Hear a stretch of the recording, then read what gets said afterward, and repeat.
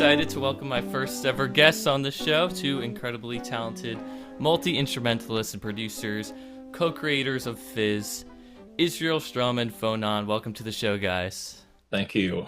Thank you so much. I'm so excited. So first off, I want to say, huge fan of Fizz. I think what you guys are doing, super unique, refreshing. You guys have created your own genre of music, which is incredibly impressive to say that you're able to do. I want you guys to talk about a little bit what Fizz is and what it means to you guys. Of course. Awesome. You go. I should go first. Me go. All right. So Fizz is like it's basically a maximalist cross between like modern jazz music and bass music. So like jazz and dubstep essentially. And it has sort of three pillars. There's like the jazz and bass music aspect, the sort of internet like culture aspect, and then there are these funny like three axioms: we hate everything, we love everything, everything matters.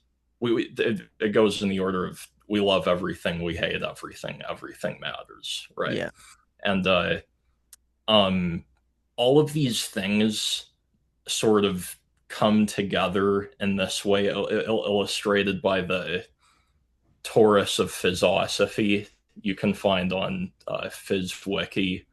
We'll like send you the link to that. Of course. But yes. TLDR, it's this new genre that just makes sense. Yeah, it's honestly just shocking that this to us, especially while even like while making it, is just such an obvious area that hasn't been explored much. Mm-hmm. And so much of that comes down to the social separation between the worlds of producers and instrumentalists, because it's not like that the idea or the seed that spawned this whole thing is something that other people have explored some, but it's usually producers doing their best to like emulate jazz stuff, and then so being at the high level in both jazz and like production is an extremely tall order. And so working as a producer with an instrumentalist allows you to sort of have both of those worlds and actually execute them at a good enough level. And so like that's something that is also kind of important to the idea, but it's also not a requirement. Like you can totally be on either side and just infuse both things to your will, but it's definitely an area that hasn't been, I guess, explored well enough. Yeah, also Totally. because of this. It's about that sort of spirit of exploring both sides of the equation, the compositional side and the production side. Yeah, I love that these two worlds collide in such an amazing way. And obviously you guys both grew up probably getting these two influences in both ears. And I want to talk about like, when did jazz harmony come into your life? When did electronic music start to come into your life? And when did the mix of the two start to happen for you guys?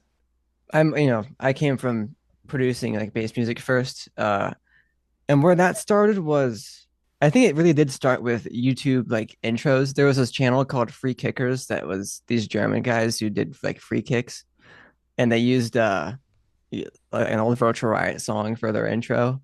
And I listened to that and I loved it. I mean, it was like years later and when I actually realized who Virtual Riot was and listened to his other stuff, which then like down the road after listening to the Dead Mouse and Seven Lines, all a bunch of other crap. Uh, I came across Virtual Riot's Lunar live stream where he made the Lunar song entirely on live stream. I was like, it just blew my mind. I didn't know you could do that, and I was like, I want to do that so bad. And so I like downloaded the Ableton demo and tried to recreate this 10-minute drop challenge. And then I was strictly trying to copy Virtual Riot for like 2 years, like a year and a half. Just I love that. But then My friend Leo was trying to get me into Jacob Collier, and he tried once before, and I didn't like take to it. But like months later, he tried again, and he showed me Hideaway, and I'd never the harmonies in that made me feel things I had not felt before, really. And then I went down that whole rabbit hole, and just every single new thing I listened to was just blew my. I just made me feel things, and so and then the most basic obvious question came up was like why hasn't any electronic music made me feel like this at all? Yeah. And then from there the quest of okay, well, let's try and put that in here and put just try to do that. Yeah. Totally. Yeah, I think in my case, so I'll start with the sort of jazz harmony side. So I grew up like being interested in like the piano and music sort of my whole life, and I played a lot of Mario Kart and Nintendo games, but like especially Mario Kart as a kid. And I think just marinating in that sort of like jazz harmony, electronic music, like that did something to my head for sure. And um I only grew more and more lobotomized as time went on, as I discovered things like dirty loops. I was just surfing YouTube as a young teenager, and found Dirty Loops' Baby cover, So good. and yeah, that fried me. And um so yeah, I'd be playing a lot of Minecraft as a teenager and just listening to Dirty Loops over and over. And soon after, I discovered like Adam Neely, watching his videos, and that sort of like that's when things really hit the fan. That's when I was like, okay, I have this like deep passion for music theory that this guy is just like an instantiation of.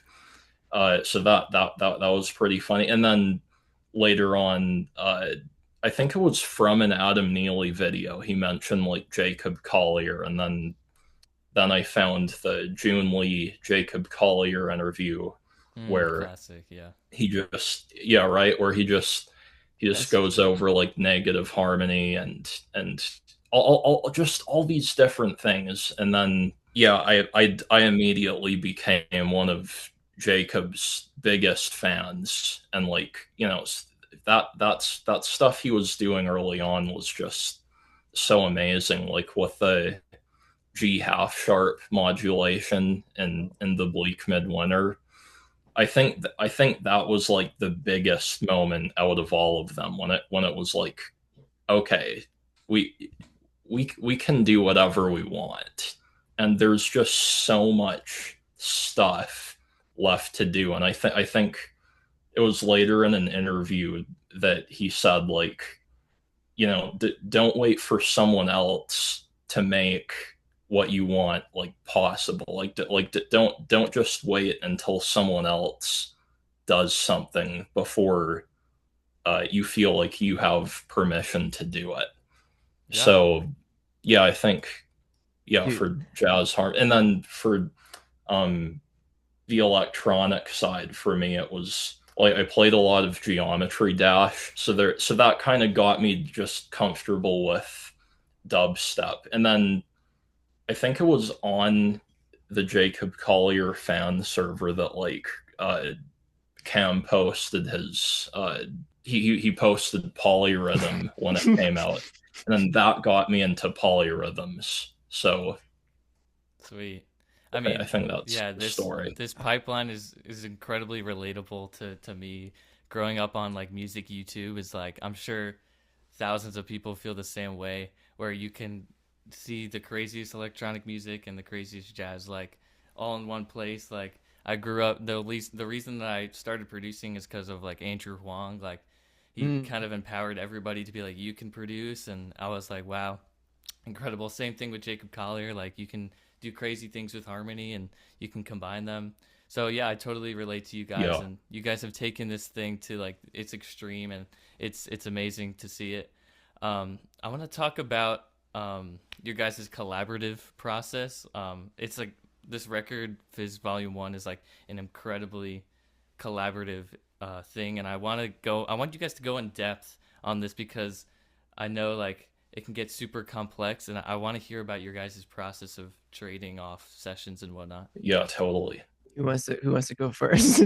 Um, I can go first. So like, uh, Cam was the first person that like made Fizz regularly, like made that type of music, which I resonated with, and so I reached out to him and sort of invited him to join this cabal of jazz musicians online that like made music together frequently. Like there was Noah Denton, Ben Francis, Cube was definitely in the cabal, Mhm. Jonathan Burrow. So we kind of had this group that like we invited Cam to, and eventually I don't know how it came to be I honestly exactly, but thought when you invited me to that, my initial thought was one I thought was I was like interested, but I also figured I would join, talk once, and then like we would never talk ever again at all. yeah. And then I joined and I talked to it was I think everyone was I think it was you and Noah and Ben were all there. And I think the first thing that happened was I showed Ben some chords and he called them cute. And then we got like a 3 hour long Oh debate my about the gosh. the intention of the word cute and how it has negative connotations. Which and I think after that it was locked set in stone of like I think we started making graphs about and I was like, these are my people.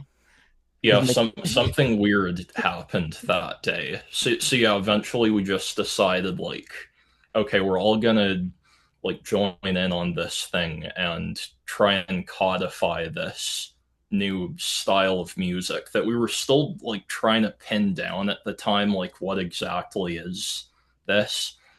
Uh, and yeah, we started working on Fizz Volume One. Cam and I, and then like Noah and Ben also worked on it. Sweet. And yeah, like during the process, do you guys like how often would you guys be sharing sessions? And yeah, it's just a very it seems like there's lots of steps to the process of creating each yeah. song. I know like thousands of hours are poured into this project. I want to hear about like how often you guys are sending demos and how That do you kind of guys thing. create this process? Yeah. So essentially, once we had, I had the idea for Fit. We didn't have the name initially. We had that. We came with had the idea to make the album together to make this thing real, and then shortly after came with the name Fizz.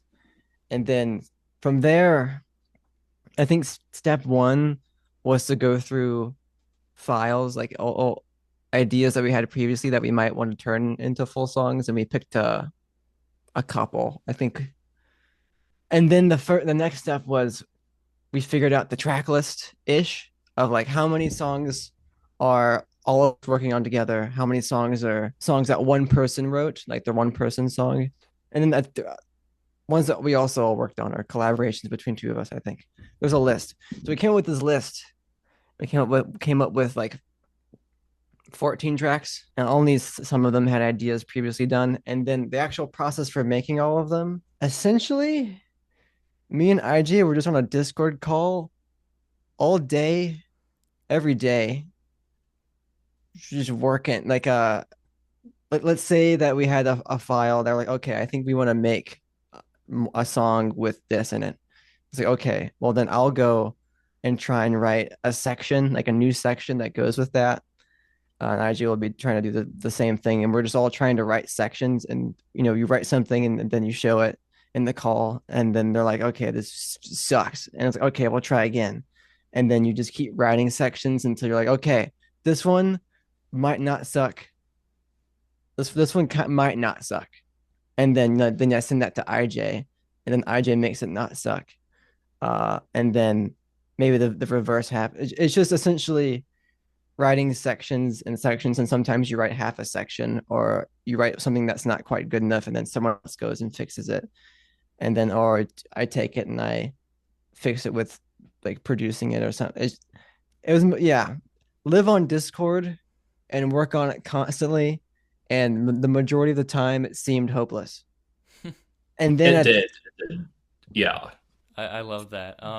Yeah, it seems like I haven't done any collaboration online like that, and I think you guys are like truly like the masters at it because this record is so incredibly complex and it's just a feat of music. And I want to talk about some values of Fizz. It seems like a good value for you guys is building a community around the music. Like this is something I think is really really important for emerging artists to focus on, and something I'm trying to get better at.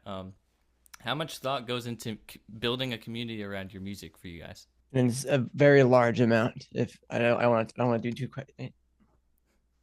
Yeah, yeah, totally. So, um, it's a huge part of it, and I think something that instilled that for me was like during COVID, when I'd be hanging out on all of these different sort of music communities, music theory communities, but just music communities in general. I think something really magical happened in that time where like a bunch of people were sort of forced to figure out how to coexist online. There was a lot of collaboration and a lot of just mutual learning, trying to get that sort of magic back. Yeah, it's like there was like that era. It was also was a like IJ said was extremely magical, and there's also even before that the like 2015 and later era of like Jacob and Dirty Loops and that whole golden era of music YouTube. Like even if that wasn't like centralized on a Discord server, but that was still felt like such a rich and vibrant community, just even in like comment sections and other places and then other servers of like the Jacob and other kinds of servers. So like that felt so special. And the thing with Fizz is that one that kind of golden era music thing, there wasn't not as strong as it was back then. And then the dubstep world is just sort of going more and more towards, I don't want to just say not bad, but just very festival focused, let's say. The goal, like building a community, is well, I want to we want to revitalize that sort of same ideal that like they're especially early Jacob instilled in us with like anything being possible at all if you just go and do it. Like you have to go and do what you want, and like if you won't, then who's gonna? And so that spirit coupled with the desire to create a space that can take people from the world of jazz and writing stuff and people who like production focus, and also a third secret group of people who don't necessarily like either on their own, but like weird, interesting, like stimulating music that makes them feel things. That's like a whole group that when people think, oh, jazz and dubstep, oh, you're just getting like some jazz people and some bass people, and you're not getting that much from either. But they're totally ignoring an entire giant group of neurodivergent freakazoids who like us who just have this unending urge of music that is stimulating in a specific kind of nice way.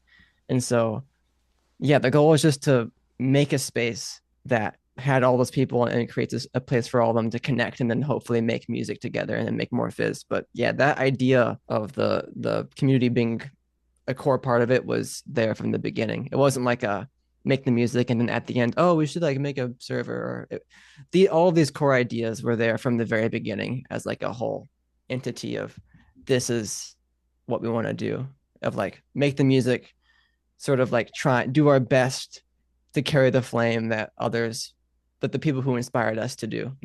So it's just kind of trying to complete that cycle. So hopefully in 5 to 10 years, another group of people come up with something even crazier and do the same thing and just keep the cycle going. Yeah, I love that. Do you have sort of any pieces of advice for people who feel like their community building isn't working or they feel not as connected? Any piece of advice maybe? Tough It's question. a tough one. Yeah. I think if the community building isn't working, I think it might be important to diagnose why. Is it because a lack of getting it in front of people, or is it because the maybe the message or the kind of community isn't like developed or strong enough? There's like a general sentiment against using having to use social media to spread like your music. Like, oh, I'm a musician. I don't want to have to make like sell out videos or stupid videos on front of a camera to promote my stuff. But if you have sort of this overarching vision and goal like Fizz is, all of those things become puzzle pieces that fit nicely into the overarching goal. And that's not like they're all related and they're not you're not doing anything that feels like you're going against what you want to do. It's all super in line. And that just comes from I guess an idea being developed enough for that to exist under a big enough umbrella. So maybe the advice would be make sure the community you're trying to develop uh, is one with enough little notches in it that people can hook onto. You can't just be one little thing with one hook, one specific hook that isn't very deep. You need a bunch of really deep hooks. That's a weird analogy. Yeah, I feel like a lot of that stuff goes back to another value that I know you guys have is intention and not making aimless decisions with community building or just with like note choices and production choices. Can you guys talk about why it's important to have intention as an artist and why it's important to you guys? Yeah, I think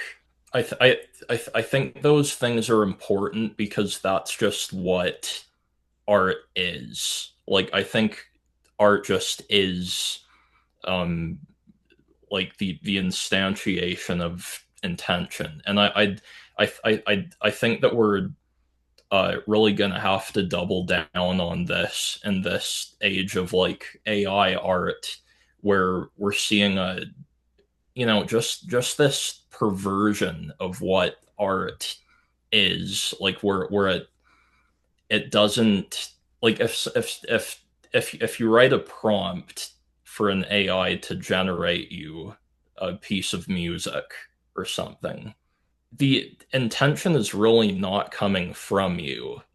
It's not a tool, it's a collaborator.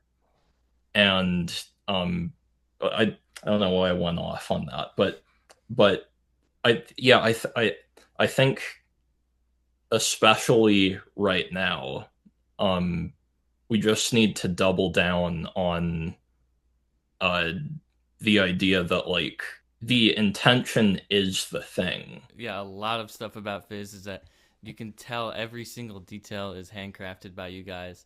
And not only like the music, but I love the visual aesthetic that goes along with Fizz. Where did this like visual aesthetic come from and how did you go about creating it and when did you like realize that Fizz needed to become more than just the music but like a whole world around the music? This is Um, like I IJ's department, but before I let him, I wanted the story behind like how the visuals started being made. It's a very short one. Essentially, all the music had been written, and all that was left for me was for me to finish producing all of it. And I took so long that IJ just had time to learn Blender from scratch and make all of it. And I'll let him tell you about that. right, yeah. Um, yeah, I felt like if any time was a good time to learn Blender, it was probably now, right? So and I'd been a fan of like animators like I don't know, like Nicholas Fedorov and Exploshi, stuff like that. Just weird animations. And I thought, I don't know, like why not tap into that for Fizz? It would be very fitting. And for Volume One specifically, I think the simplicity of the visuals was important. Like they're like it was very, it was maximalist, but it was still, you could tell this was just created by like two guys type of thing. And I think that just really fit with what we were going for. We could have made, the visuals a lot fancier in many different aspects, but like I don't think that would have fit. Yeah, it definitely reminds me of, like old nostalgia for like early 2000 stuff and the Yeah. Fruger Yeah. Arrow kind of thing. Yeah, Absolutely love yeah. it. Yeah, I want to talk about the 5% rule that you have that amazing video on YouTube about. Five Um, percent. I would totally check that out if you haven't. Um, it's I want you to explain a little bit about the rule or the term, and like when did you kind of like coin this, and how has it affected your process since you came up with this kind of thing? So the last 5% rule, I think, is laid dormant in my mind for a very long time. I should explain the concept first.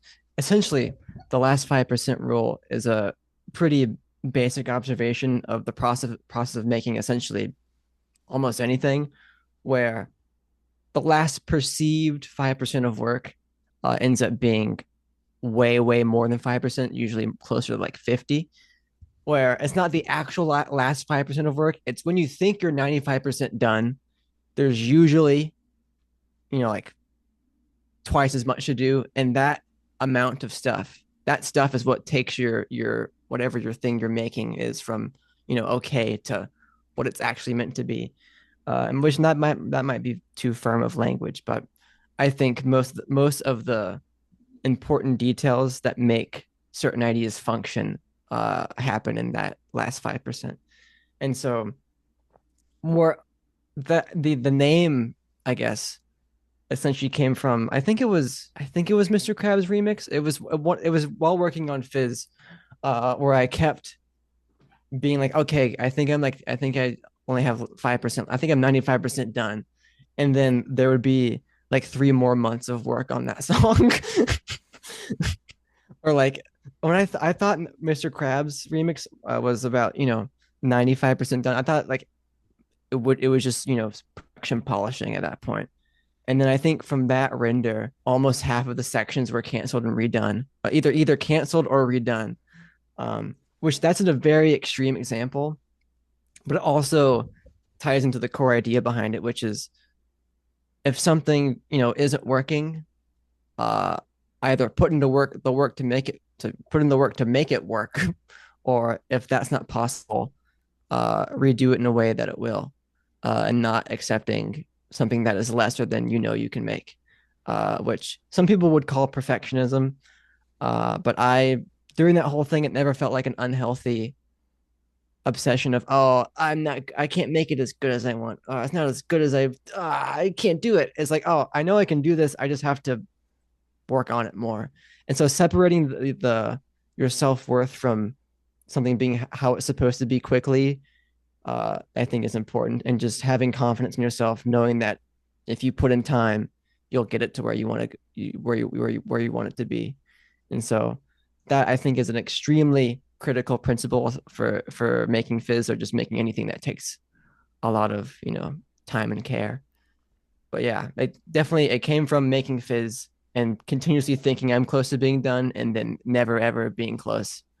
Uh, and most of the most important stuff happened in that little area. Yeah, I absolutely love that idea, and I want to thank you for coming up with that, because yeah, I've never heard somebody talk about music that way, and being so analytical, and it's already been applicable to my life and my projects, and I just want to thank you for doing that. It's very I'm glad to inspiring. hear.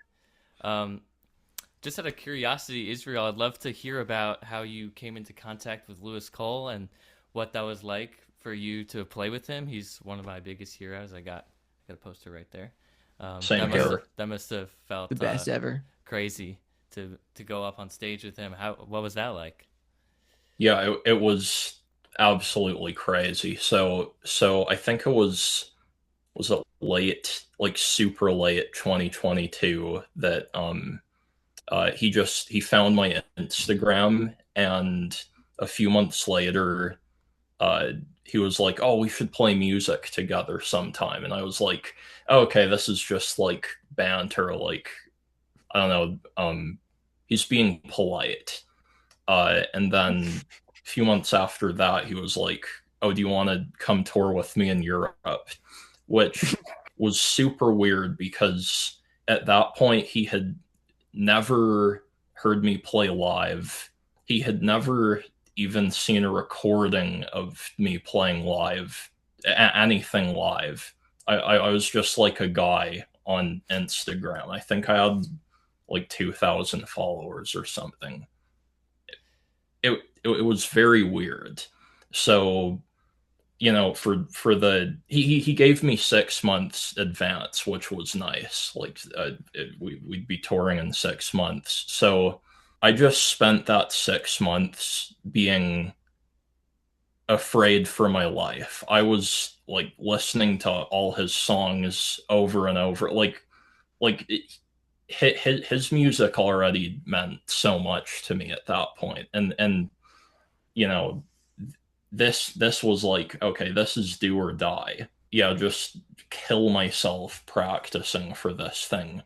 And the month leading up to that tour, I had worse stage fright than any point in my life before. Like any point before that where I was like 5 minutes to going on stage, I felt worse than that the entire month leading up to the tour. And by the time it got to the point where it was 5 minutes left till you go on stage for the first time there, uh, I felt like I was gonna die, and I did kind of die on stage because that first gig was pretty bad, um, but the next gig wasn't so bad, and the next gig was marginally better than that.